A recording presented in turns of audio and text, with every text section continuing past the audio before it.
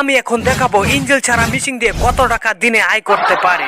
এই মেশিনের কি কাজ সেটা কি আপনারা শুনতে চান? যদি শুনতে চান তাহলে ভিডিওটাকে সম্পূর্ণ দেখুন। এটা সাইকেল পেডেল এক্সেল, তো এটাকে আমি চোকা করবো, চোকা করে দেখবো এটা কত টাকা নেয়। এটা ভাই বলুন তো, এটা চোকা করতে কত টাকা নেবেন?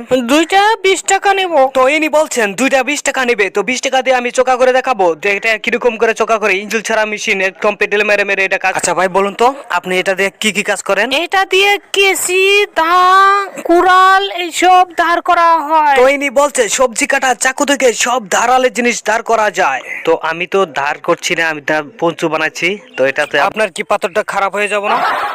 না তো, আমার এই পাথরটা খুব দামি পাথর, তো এটার সাহায্যতে আমি এইসব করতে পারি।